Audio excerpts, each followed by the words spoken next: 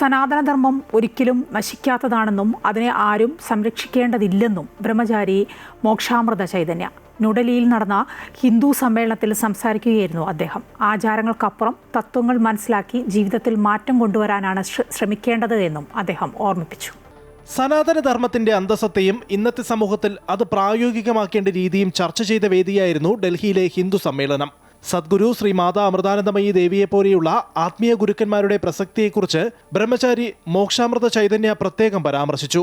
വസുദൈവ കുടുംബകം എന്ന സനാതനധർമ്മത്തിന്റെ മൂലമന്ത്രം വാക്കുകളിലല്ല, അമ്മയെപ്പോലെയുള്ള മഹാത്മാക്കളുടെ സാന്നിധ്യത്തിൽ നേരിട്ട് അനുഭവിക്കാവുന്ന ഒന്നാണെന്നും അദ്ദേഹം പറഞ്ഞു. ജാതിക്കും മതത്തിനും ദേശത്തിനും അതീതമായി എല്ലാവരെയും ഒന്നിപ്പിക്കാൻ മാതൃത്വത്തിന്റെ കരുത്തിനെ സാധിക്കുമെന്ന് ബ്രഹ്മചാരി മോക്ഷാമൃത ചൈതന്യ ഓർമ്മിപ്പിച്ചു. मैं उनसे प्रभावित इसीलिए हुआ क्योंकि सनातन धर्म के मूल में जिस वसुधैव कुटुंबकम की हम बात करते हैं वो मैंने अम्मा के जीवन में प्रत्यक्ष देखी. आज भी अगर आप अम्मा के आश्रम आएंगे तो हिंदू क्या, मुस्लिम क्या, सिख क्या, ईसाई क्या, पूरे विश्व से हर धर्म, हर संप्रदाय, हर जाति के लोग मातृत्व के सामने कैसे पिघलते हैं, मातृत्व के सामने कैसे एक हो जाते हैं, वो मैंने अम्मा के सामने प्रत्यक्ष देखा है. സനാതനധർമ്മം അപകടത്തിലാണെന്ന വാദങ്ങളെ മോക്ഷാമൃത ചൈതന്യ പൂർണ്ണമായും തള്ളി. സനാതനം എന്നാൽ ശാശ്വതമായത് എന്നാണ് അർത്ഥം. ധർമ്മത്തെയല്ല, മറിച്ച് അത് പിന്തുടരുന്നവരാണ് സ്വയം തിരുത്തലുകൾക്ക് തയ്യാറാകേണ്ടത്.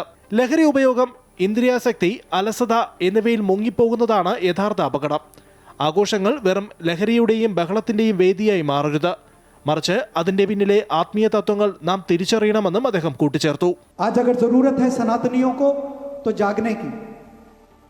सनातनी भावुक अधिक हो गए हैं लेकिन जीवन में विवेक बुद्धि की कमी है. सनातन केवल भावना नहीं है, जहां विवेक बुद्धि नहीं वहां भक्ति भी अंधी हो जाती है. यह हर सनातनी को याद रखना पड़ेगा.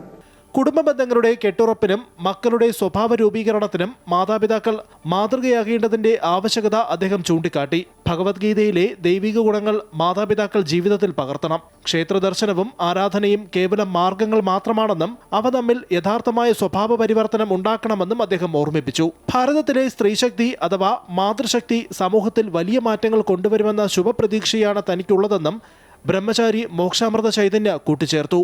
News desk, Amrita news.